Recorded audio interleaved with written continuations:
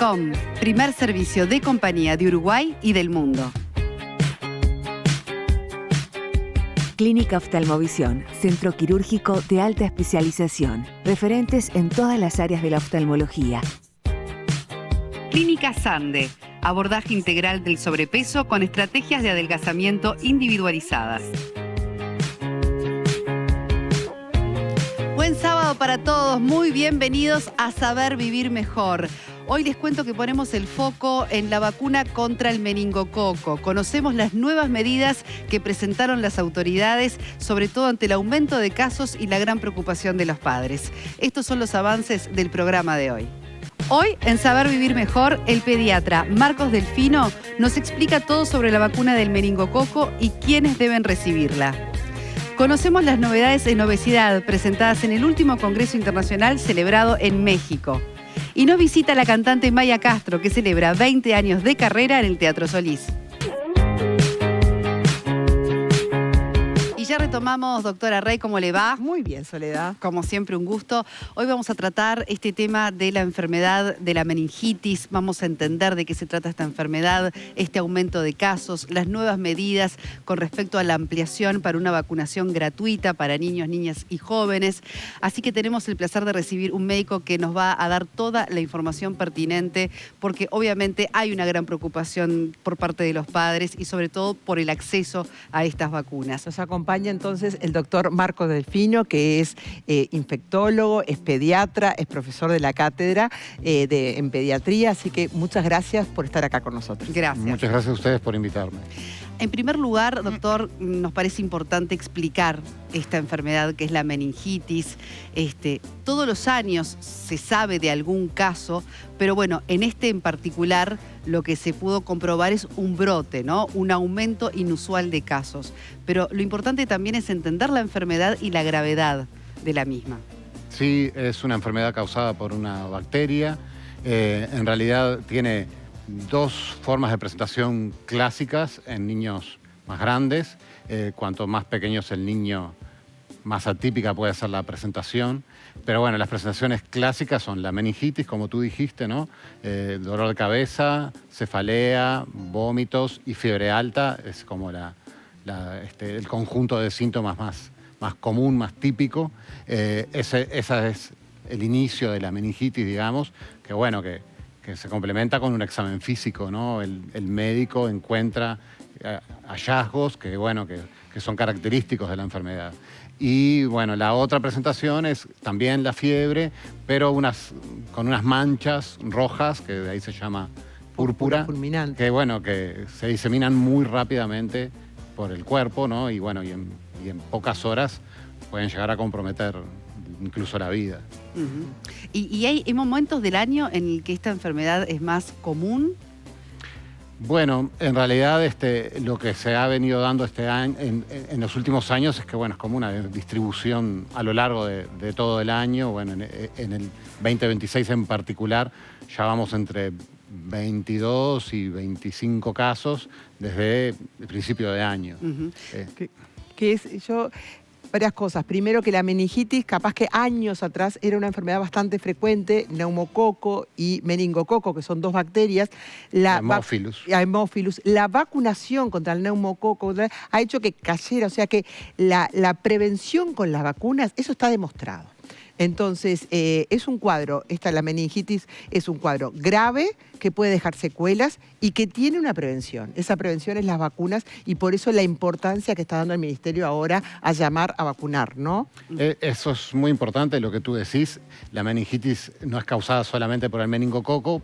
Claro, el meningococo es la que llegó última, ¿no?, a tener vacunas por distintas dificultades, por distintas razones que no importa detallar, pero bueno, sí, en realidad en el carné, hace muchos años ya que tenemos carné esquema de vacunación nacional, hace ya muchos años que tenemos vacunación contra Haemophilus, vacunación contra neumococo, otras bacterias y virus que causan esta enfermedad. Y bueno, y el año pasado el Ministerio de Salud Pública decidió incluir en el esquema de vacunación nacional 2 vacunas contra esta bacteria que fue la última en incluirse.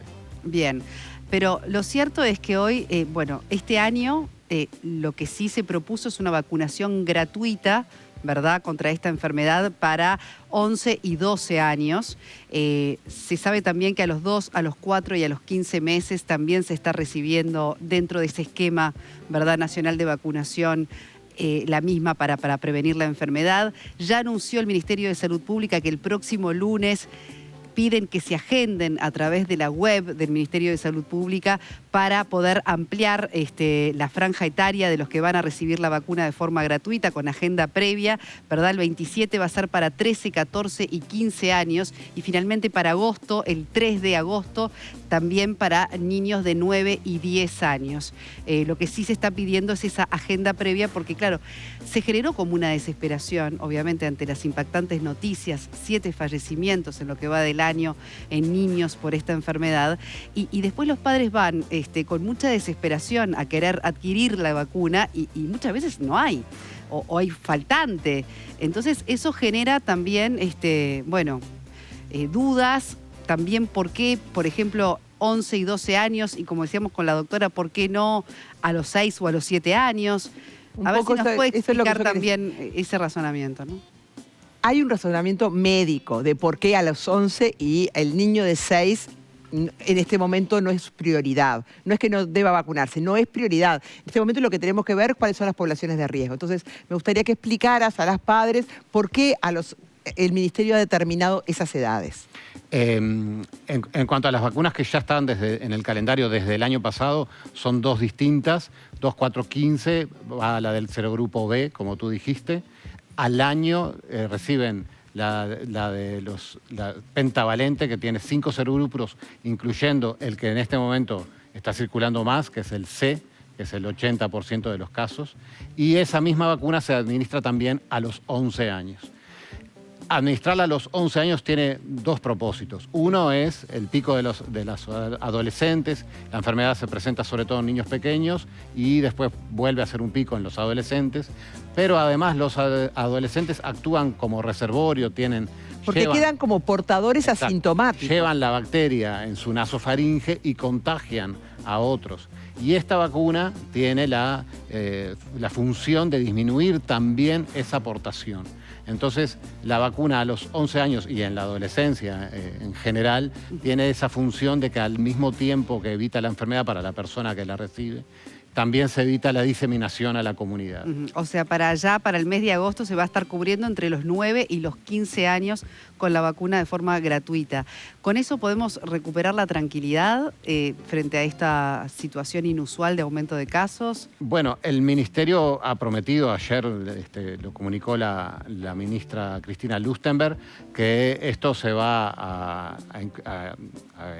extender a toda la pediatría, ¿no? Porque se va a hacer campaña desde los 2 a medida 18, que van llegando más las vacunas. A los 18 años, sí, hacia fines de agosto van a llegar más dosis, un número importante de dosis, como para vacunar prácticamente a todos los niños y adolescentes del país. Yo tengo preguntas que me han hecho y las repito. Yo tengo niños, o sea, ya tenemos claro que entre los 11 y los 15 se van a ir vacunando, pero mi hijo tiene 6, tiene 7. ¿Qué hago? Porque está la posibilidad de comprar la vacuna, independientemente del ministerio. Entonces, como el ministerio está con otras prioridades que son entendibles, ¿qué hago yo, madre, con mi hijo? ¿Compro la vacuna? ¿Hay disponibilidad de compra para los niños que no están en esa franja? ¿Cuál es tu recomendación como pediatra? Las vacunas están disponibles en forma privada, si bien la que contiene el grupo C no es exactamente la misma que se administra en forma gratuita, pero bueno. Todas cubren al C, que es el que tenemos que cubrir ahora. Ambas cubren al C, tanto la Menactra como la Menfai cubren al C, y bueno, es un poco la decisión de cada familia y de cada pediatra, pero bueno, la recomendación es que, bueno, si les da tranquilidad, porque bueno, si las vacunas llegan a fines de agosto, esto va a empezará la campaña como en septiembre, o sea, faltará como un par de meses. Un par de meses, entonces capaz que, y sabiendo que... Y otra cosa que me parece súper interesante, que tú lo dijiste, pero lo voy a decir yo, es que es como todo, hay precios diferentes. cualquier prestador de salud puede dar la vacuna. No hay un precio uniforme en los prestadores de salud. Hay que comparar precios porque también es elevado el mismo. Comparen precios porque hay prestadores de salud que la tienen mucho más económica que otros, entonces ahí se ahorran y podemos aliviar una situación. ¿Es una dosis de esta vacuna? Después de los 2 años, la Menactra es una sola dosis, sí. En la que se da en el esquema se hace una dosis al año, que es la Menfy, y una dosis a los 11 años. Porque el año pasado también se generó una situación de preocupación, incluso algunos pediatras, médicos salieron a hablar de esta enfermedad nuevamente y hablaban como de varias cepas, ¿no? Que no todas se cubrían con la misma vacuna. Al día de hoy, ¿cómo es esa situación? La situación la Bexsero, ¿no? Era Menactra, Bexsero. La situación es la misma. La diferencia de este año en particular, es que con Menactra estamos cubriendo el 80% del serogrupo C, que es el que está circulando más. Claro, ya sabemos cuál está circulando, entonces tenés que ir hacia ese. El otro 20% es el B, que se cubre con Bexsero. Bexsero es un poquito más costosa, si la voy a pagar, y son 2 dosis después de los 2 años. Bien. Los niños que están naciendo y los menores de 1 año la están recibiendo gratuitamente en el Carnet Nacional de Vacunas. ¿Y la efectividad de la misma cuándo empieza como a actuar? Bueno, en el esquema está a los 2 y a los 4 meses. Con esas 2 dosis ya hay una buena cobertura, pero requiere el booster que se hace, el refuerzo que se hace a los 15 meses. Es importante hacerlo. Bien, y estar al día siempre, ¿no? Con los esquemas. No atrasarse con las vacunas es muy importante porque, bueno, si uno no las da en fecha, se atrasa todo el esquema y, bueno, y la protección se demora. Excelente. Y además, como también, bueno, esto lo dijo la ministra frente a esta situación, que el vacunarse, digo, más allá que a veces las vacunas siempre generan un grupo de resistencia, estamos protegiendo no solo a ese niño, a esa niña, sino al resto también, ¿no? Claro, nos protegemos entre todos gracias a las vacunas. Muchas gracias. Gracias, doctor. Bueno, muchas gracias a ustedes por la invitación. Y reiteramos que, bueno, a partir del lunes ya empieza esa ampliación en la franja etaria para vacunar a los chicos. Lo fundamental es agendarse en el sitio web del Ministerio de Salud Pública. Gracias. Muchísimas gracias. Muy amable. Bueno, nosotros continuamos, doctora, la veo ahora en un ratito nada más, porque este es mi momento para disfrutar de un agua que realmente es un agua en lata del Uruguay, pero tenía que ser un agua de verdad porque Asensio nace justamente en la profundidad de los acuíferos de nuestra tierra para llegar a los uruguayos con un origen noble, auténtico y una pureza única. Agua de acuífero con A de Asensio. Muchísimas gracias. Bueno, ya mismo me traslado aquí a la barra. ¿Cómo le va? Arina Fuentes, directora de GoFit. ¿Cómo Muy está? bien, gracias.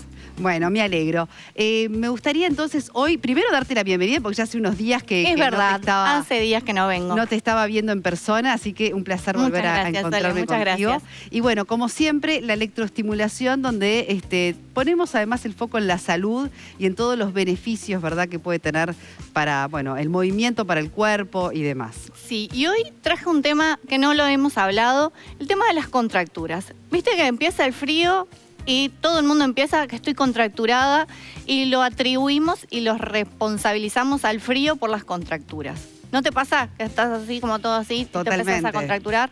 Bueno, y siempre te digo acá, ¿no? Cuello, toda hombros, esta zona. cervicales, sí. Bueno, lo atribuimos al frío. Sí, el frío tiene relación. ¿Por qué? Porque nos tensamos más, porque se produce vasoconstricción para proteger a los órganos del frío.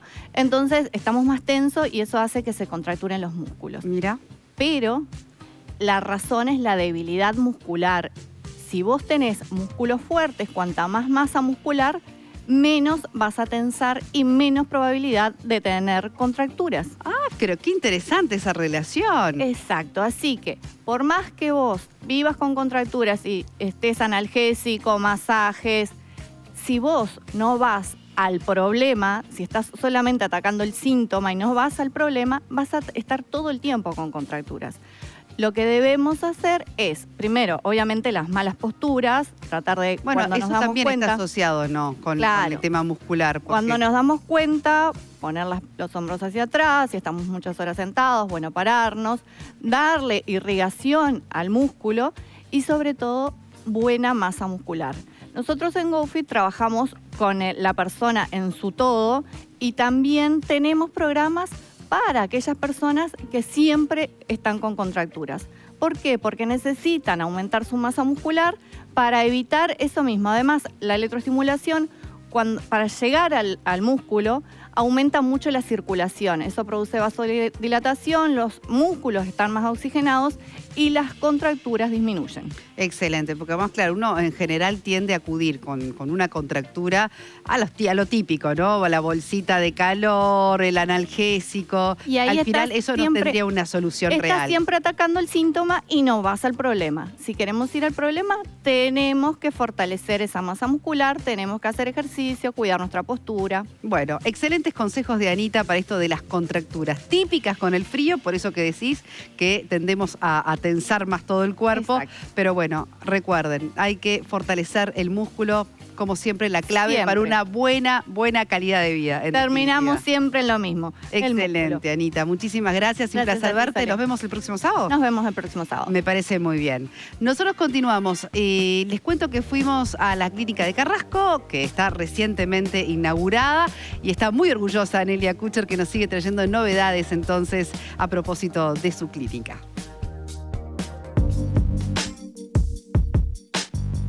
La llegada de la nueva clínica de Carrasco nos dio una buena excusa para hacer una pausa y mirar todo lo que construimos a lo largo de estos años. Todo empezó en 2017 con la apertura de nuestra clínica en Parque Valle, un espacio que nació con la convicción de ofrecer una atención en medicina estética basada en un cuidado personalizado y con un enfoque integral. Con el tiempo llegaron nuevas tecnologías de vanguardia, nuevos tratamientos y un equipo que no dejó de crecer en una segunda clínica y apuesta en Punta del Este. Y hoy damos un nuevo paso con la apertura de nuestra tercera sede en Carrasco. Esta nueva clínica representa nuestro compromiso de seguir acercándonos a quienes nos eligen día a día. Hoy puedes encontrarnos en Parque Valle, en Punta del Este y también en Carrasco. 3 clínicas con la misma esencia y el mismo compromiso de acompañarte en el cuidado de tu piel, siempre buscando tu belleza consciente.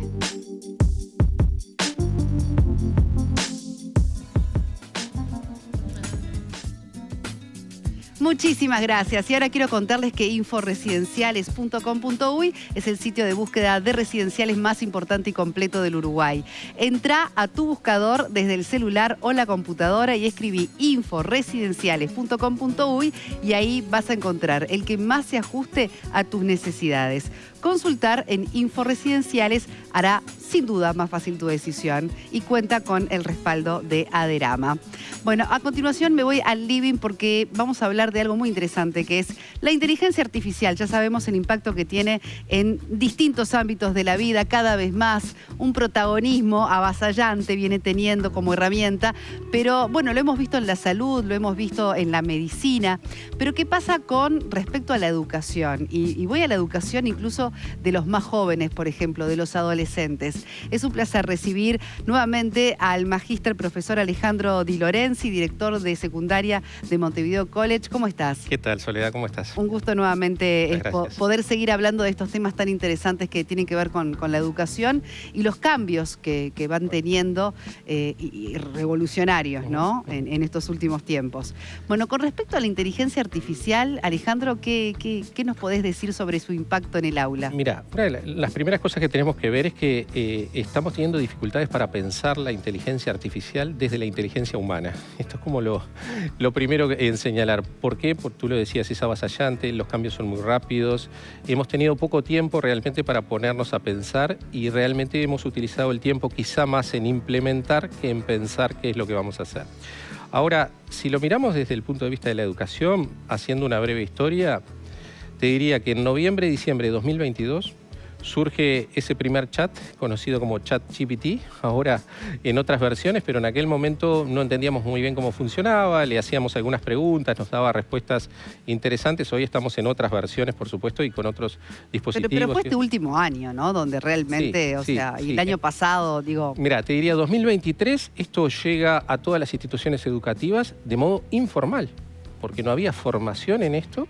Y de hecho no había capacitación, no había investigación, o sea, surge de modo muy informal y rápidamente. Recién en tú lo dijiste, 2025, se empieza a captar un poco la investigación que había habido en 2024 del impacto de esto en las aulas y en la educación. Y bueno, y en 2025, 2026 estamos como pensando realmente con algunos tiempos, poniéndole un poco de pausa para poder pensar en algunas cosas. ¿Pero qué oportunidades concretamente ves que puede ofrecerle tanto a estudiantes como docentes? Recién hablaba con Alejandra justamente, en el caso de estudiantes, por ejemplo, y sin disociar la dupla docente-estudiante, por ejemplo, estudiantes que puedan tener algún ajuste razonable, lo que se conocía antes como dificultades de aprendizaje, se puede adecuar perfectamente una consigna, se puede adecuar una propuesta, un texto, un video para sus particularidades. Esto realmente es brillante porque se hace de forma muy rápida. Exacto. Ayuda al docente, pero además realmente democratiza por ejemplo, el acceso adaptar, ¿no? Totalmente. Democratiza el acceso a la información, la creación de conocimiento, y en eso es un auxiliar del docente muy importante. Por otro lado, para los docentes, la generación de nuevas estrategias, nuevas técnicas, planificaciones, materiales didácticos, la búsqueda es muy rápida, es un auxilio muy importante. No hay que perder de vista que todas las plataformas de inteligencia artificial tienen sesgos, entonces en esto el docente tiene que estar muy atento para ver que ese material no tenga un sesgo de género, por ejemplo. Exacto. O no tenga un sesgo desde el pensamiento de alguna parte del mundo, hoy por hoy. Porque en definitiva, a ver, para resumir, la inteligencia artificial lo que hace es alimentarse de insumos y bueno, depende también de dónde provienen, en fin, es todo un mecanismo complejo. Y además es autogenerativa, ¿no? Está permanentemente generando nuevos conocimientos, es decir, tú consultás con diferencia de horas y te puede dar respuestas distintas porque se ha generado nuevo material, nuevos documentos y se va retroalimentando, ¿no? Por eso es generativa. Justamente. Exacto. Ahora, sin duda es una gran herramienta. Iba a decir la frase del poder, es un gran poder, pero todo poder conlleva una gran responsabilidad. ¿Qué pasa con el uso responsable, no? Porque ya se ve hasta en las series, Alejandro, cuando hay instancias con docentes y estudiantes que dicen, esto va a ser sin tecnología, vayan pensando en entregarme material, ¿no? Analógico. Claro. A ver, todo tiene su contraparte, ¿verdad? Es decir, al mismo tiempo que tenemos ciertos temores respecto al uso de inteligencia artificial, también se han reivindicado viejos lugares, como por ejemplo la exposición oral, como por ejemplo la escritura manual. Es decir, se hace hincapié, se vuelve, porque ahí también es cuando el docente realmente tiene idea si el estudiante se apropió de eso, que de pronto lo buscó con plataformas de inteligencia artificial, pero lo que tiene que asegurarse el docente es que se apropie de esos conocimientos, ¿no? Y entonces la oralidad se está privilegiando la escritura manual también.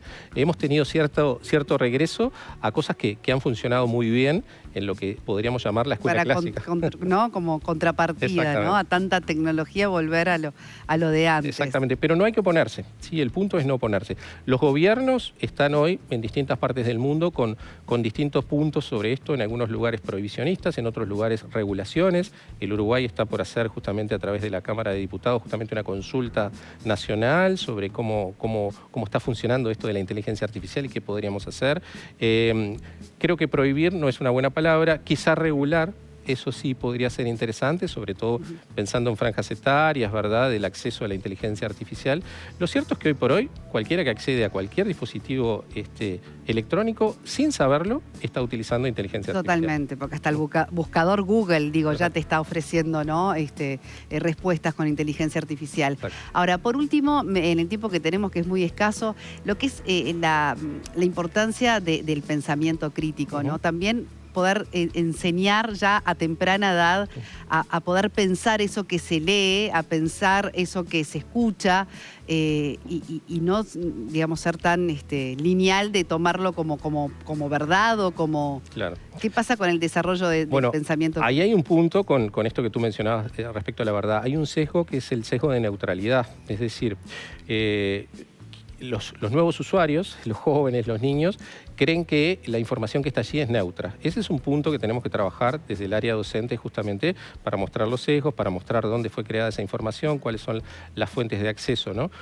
Antes, cuando se indicaba un texto, un libro a un estudiante, se sabía cuál era la fuente y se sabía de antemano cuáles eran los sesgos. Hoy, lo que se nos presenta a través de la inteligencia artificial se nos presenta como neutro y esto puede ser un peligro porque muchas veces no lo es justamente, ¿no? Entonces, el pensamiento crítico viene por el el lado de detectar los sesgos, poner en tela de juicio, no creer que las tecnologías digitales son realmente quienes nos alimentan con la verdad, sino que la verdad es en definitiva, una suerte de construcción humana, social y a la que tenemos que estar atentos permanentemente. Excelente, muchísimas gracias Alejandro Por Di favor, Lorenzi, director de Montevideo College, bueno, por haber por lo menos conversado y seguir estableciendo esa conversación tan importante en casa, en el aula, como es la inteligencia artificial en nuestras vidas. Y un tema en permanente cambio, ¿no? Absolutamente, todos los días, en todo momento.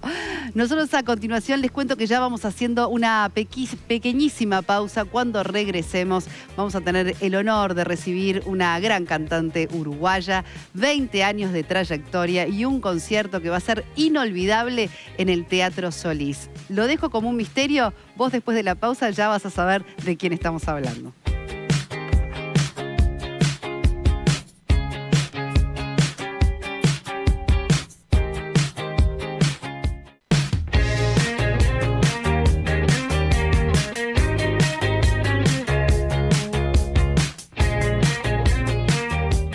Presenta SECOM, primer servicio de compañía de Uruguay y del mundo.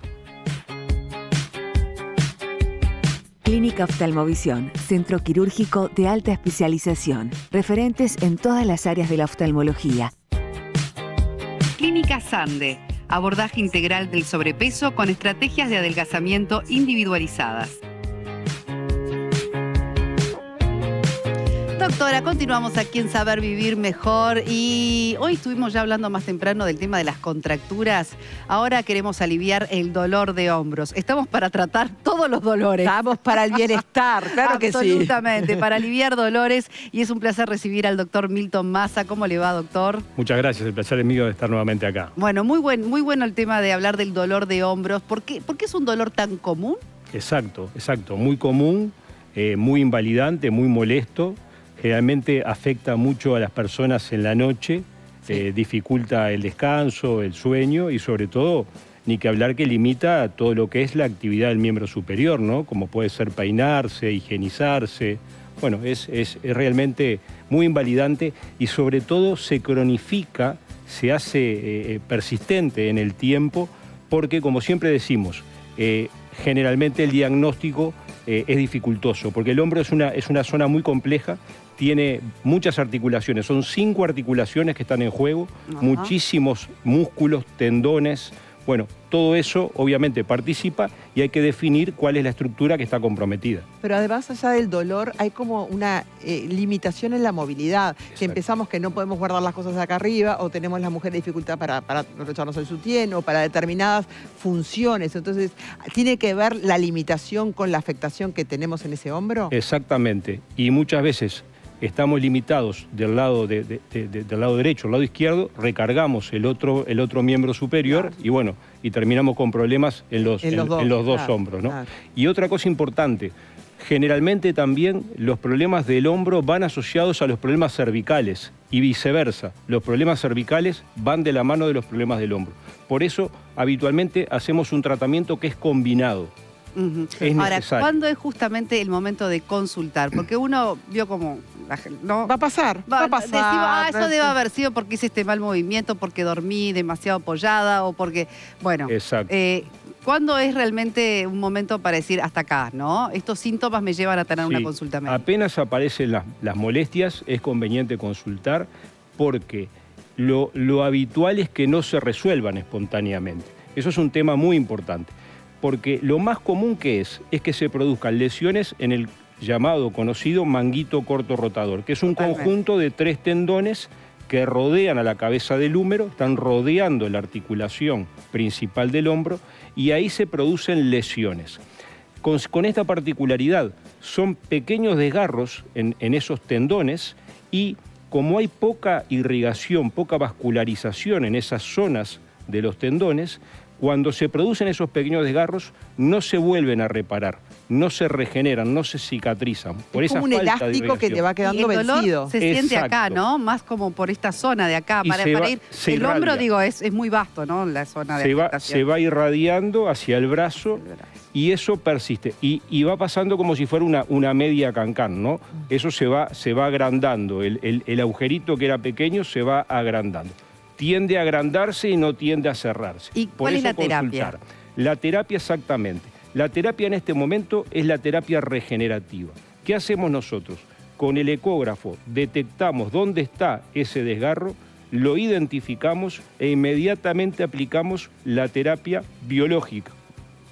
Con el producto biológico del propio paciente, que es el plasma rico en plaquetas, lo colocamos en la zona del desgarro y eso inmediatamente establece o determina el mecanismo de cicatrización, de reparación. Y ahí se comienza la curación.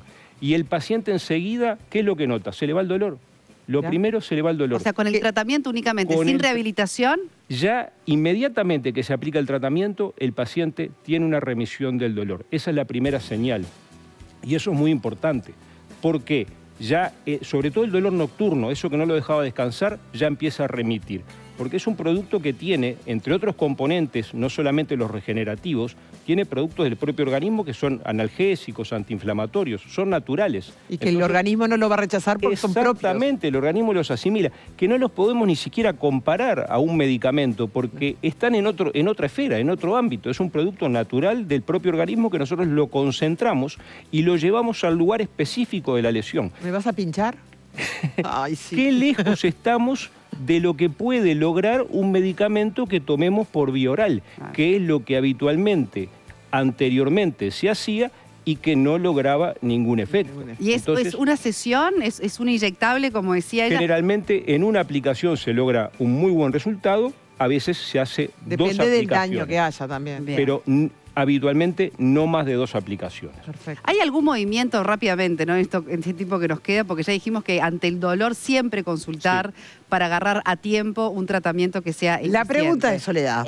Movimientos que desaconseja y que ve muy frecuentemente. Alejandra Yo te digo decía uno, uno genial, que es que típico. Exacto. Ahora no me pasa, pero cuando tengo nietos más grandes, y las mochilas de atrás, traerlas para adelante. Ese movimiento o cualquier así. peso que tenemos atrás del auto lo traemos para adelante. Eso es un error muy habitual. Eso genera un daño en el manguito rotador que realmente hay que evitarlo. Yo siempre le recomiendo al paciente tratar de que el brazo no supere pase los 45 grados. Si tenemos que buscar un objeto que está detrás nuestro, giramos, pero no llevar el brazo para atrás. Perfecto. Y tratar de evitar dormir sobre el hombro y sobre todo sobre el hombro afectado. Eso también es un principio a cuidar. Difícil de cumplir. Difícil de cumplir. Cuando hay exactamente. hábitos, Excelente, claro que sí. excelente. Bueno, Pero me ha muchas pasado gracias. tener que cambiar de posición y todo Porque por te un dolor duele, de sí. hombro. Exactamente. Pero tiene muchísimas solución. gracias. Tiene solución y rápida, Y por lo visto. rápida. Gracias, doctor Gracias, Massa, doctor como Massa. siempre. No, gracias a ustedes. Bueno, nosotros continuamos aquí en Saber Vivir Mejor y quiero contarles que SECOM es apoyo y tranquilidad. Si me acompañan, les voy contando que justamente SECOM cuenta con acompañantes que están calificados, egresados de su escuela de capacitación habilitada por el MEC. Por lo tanto, les decimos que usted en su casa va a tener un acompañante altamente preparado para brindar lo mejor en cada servicio. SECOM, primer servicio de compañía de Uruguay y del mundo. Muchas gracias, SECOM. Y les cuento que fuimos hasta Oftalmovisión para seguir profundizando en la importancia también de nuestra salud visual. Si tenés glaucoma o algún amigo o un familiar que use gotas para el glaucoma, pregúntale si sabe cuál es su plan de seguimiento. ¿A qué me refiero con esto? Todos sabemos que el glaucoma significa la muerte de las neuronas del nervio óptico. Y el tratamiento lo que busca es detener la pérdida o muerte de estas neuronas. Entonces, el plan de seguimiento es la manera que tenemos nosotros de saber si estamos o no perdiendo neuronas en el nervio óptico. ¿Y qué implica? Toda persona que tiene glaucoma tiene que saber cuántas veces al año se tiene que tomar la presión ocular, cuántos campos visuales al año se tiene que hacer, que es cómo funciona su nervio en el espacio, y cuántas tomografías de nervio óptico se tiene que hacer al año, que es la que nos dice la reserva de neuronas que le quedan para el resto de su vida. El plan de seguimiento del glaucoma es personalizado. Esto significa que va a ser distinto para las distintas personas e incluso puede ser distinto para cada ojo de una misma persona.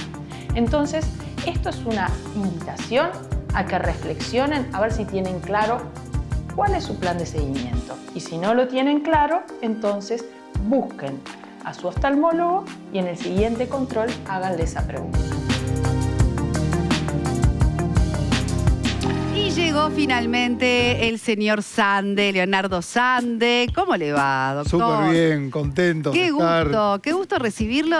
Yo sé que estuvo disfrutando un poco de vacaciones, pero Obvio, en realidad ambas. el motivo principal de su viaje a México fue este congreso de la obesidad El tan Congreso importante, Internacional. ¿no? En el mundo se hacen 2 congresos grandes de obesidad. El europeo, que es por la Asociación Europea de Obesidad, y después el ICO, el Congreso Internacional de Obesidad, que es por la Obesity World, ¿no? Bien. Y es un congreso que reúne a todos, está muy bueno realmente, están todos los grandes investigadores del mundo hablando de este tema, los grandes avances y lo que se viene en este tema. Bueno, ¿no? imagínese que hay mucha gente también con ganas Ya de hace conocer años un que poco.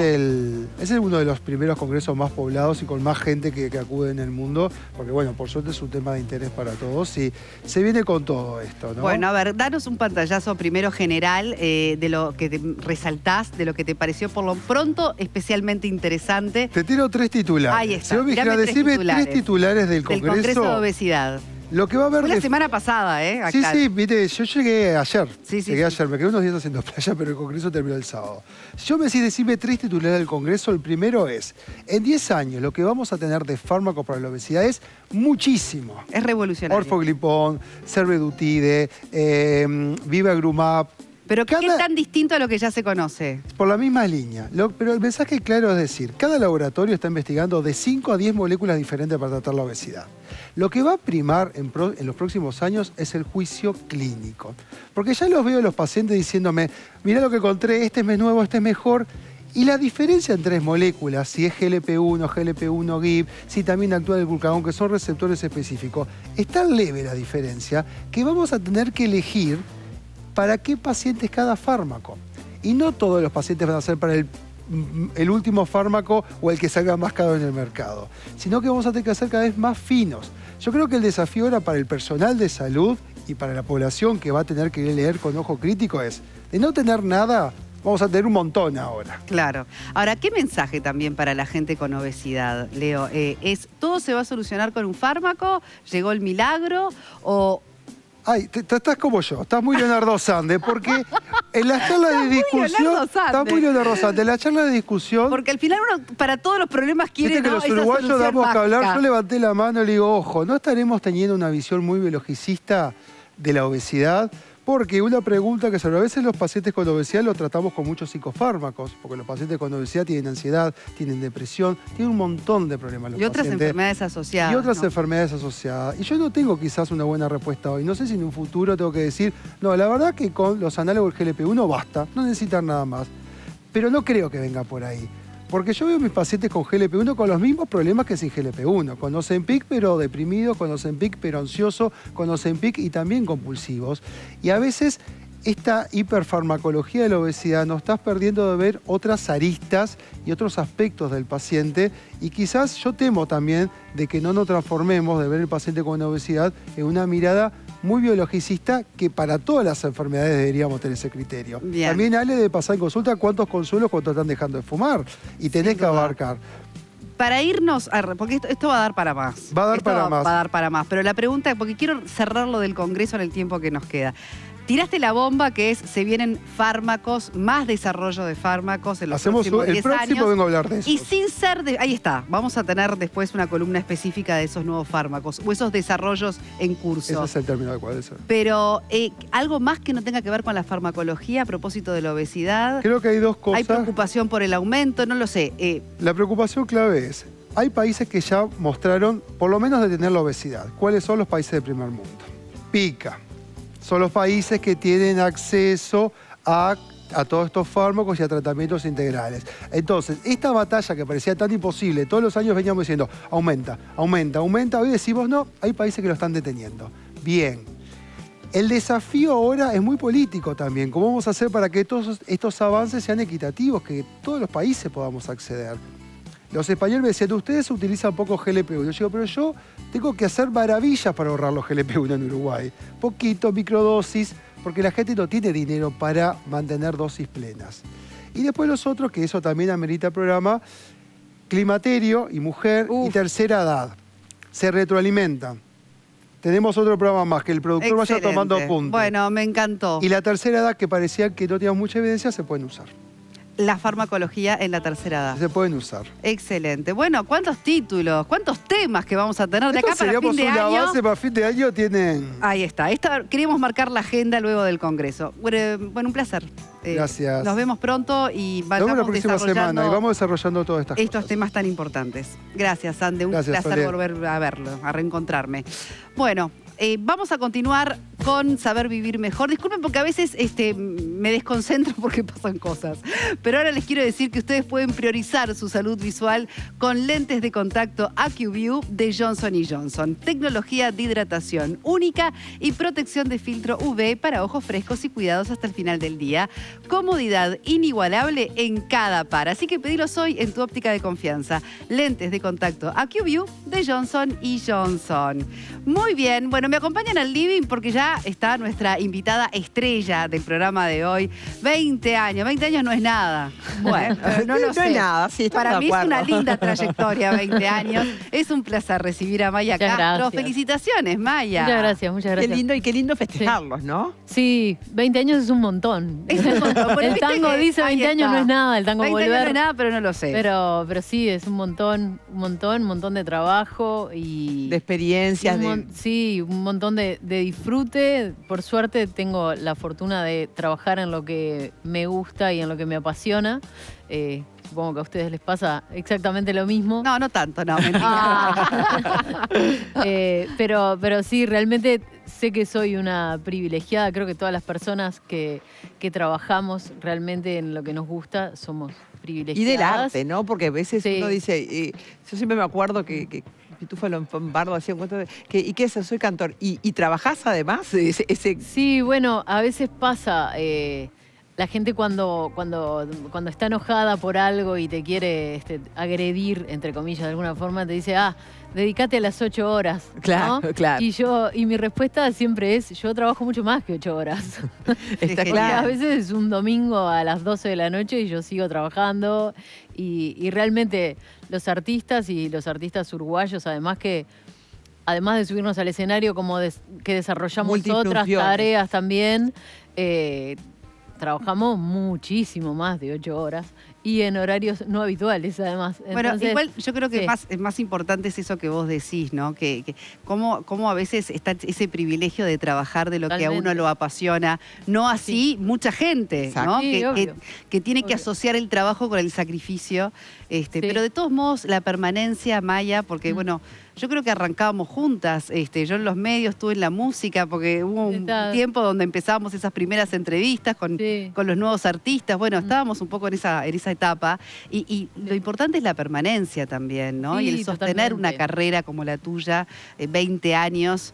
Sí. Obviamente cuando arranqué en 2006 no sabía que iba a llegar hasta este lugar, pero siempre tenés como la expectativa de conseguir determinados logros. Obviamente hacer un teatro Solís es un logro súper importante, que por primera vez lo hice hace algunos años. Este es mi tercer Teatro Solís. Y bueno, no sé, poder hacer una gira por Uruguay, que ya hice un par. Viajar. Hice giras por Europa varias veces. Entonces sí, realmente somos privilegiados de poder hacer lo que nos gusta y nada, y dedicarse a cantar, que además es algo que es súper liberador, ¿no? Y sabés que le estás dando algo que la gente disfruta y que le hace bien. Entonces es algo que realmente lo disfruto mucho y que me hace muy feliz. En ese amor, en ese disfrute, ¿de dónde surge tu amor por el folclore, por el tango, por algo que una chica joven, no sé, de cuando empezaste, no era lo habitual, ¿no? Sí, en realidad yo siempre fui una persona como súper abierta con la música, ¿no? Y desde muy chica escucho a Alfredo Zitarrosa, siempre estuvo presente más que nada por mis padres, pero después cuando yo fui eligiendo la música que quería escuchar y que quería cantar, siempre estuvo presente.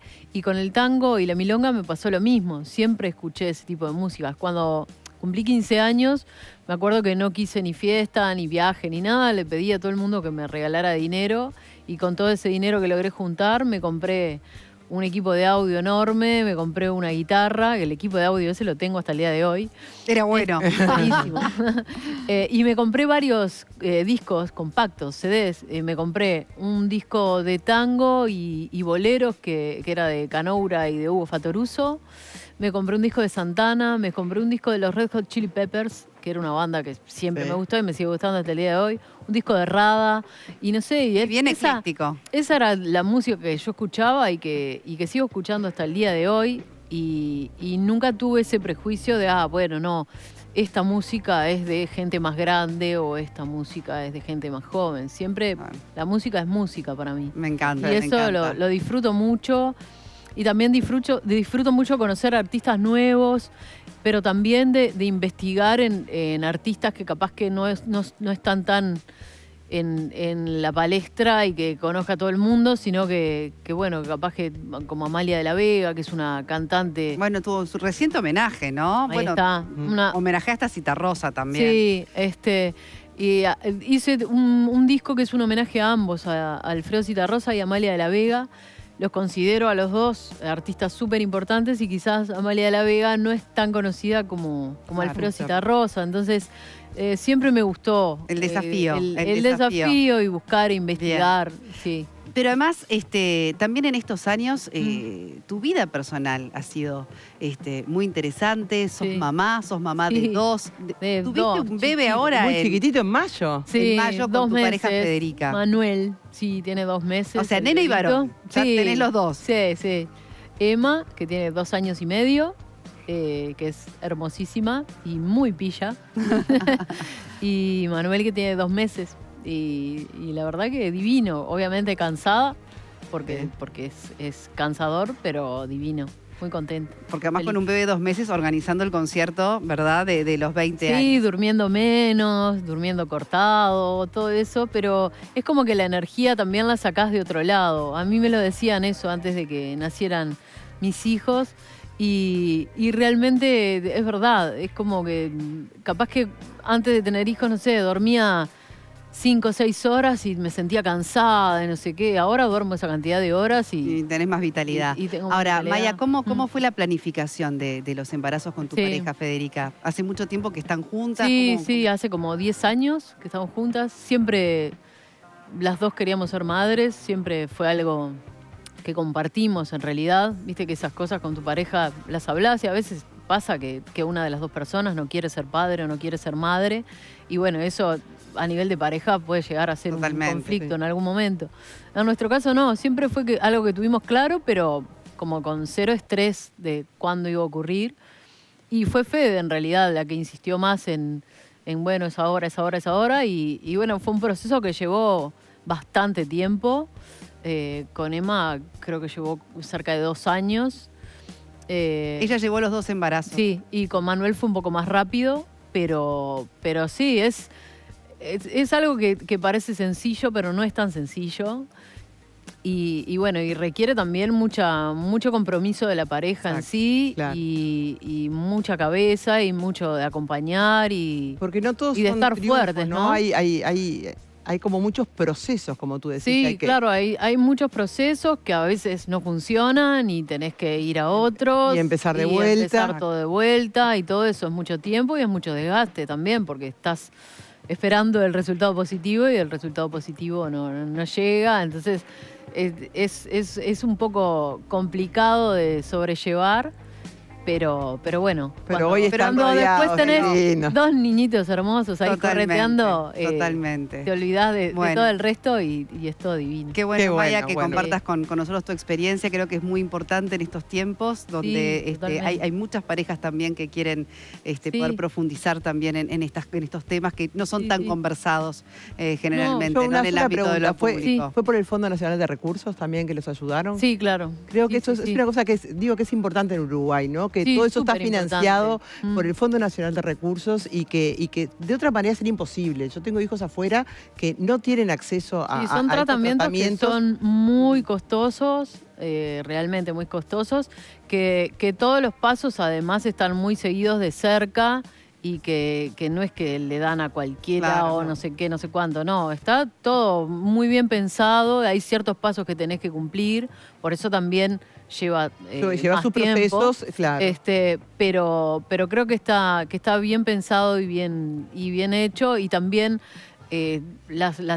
según tus ingresos también a qué podés acceder y a qué no, y eso Bien. también me parece importante. Excelente. Bueno, en el tiempo que nos queda tenemos un regalito, Maya. Claro, Vamos que a sí. decir Muchas que gracias. tu gran espectáculo es una única función el 22 de agosto a Así las es. 20 horas en el Teatro Solís. En el Gran Y va a Teatro haber de Solís. todo, ¿no? ¿Nos puedes adelantar Sí. rápidamente algún invitado? Bueno, mira, para empezar voy a estar con la banda completa, que es piano, contrabajo, guitarra, bandoneón, violín, batería, percusión. Además va a haber un cuarteto de guitarras para este espacio de homenaje a Alfredo Citarrosa, Amalia de la Vega.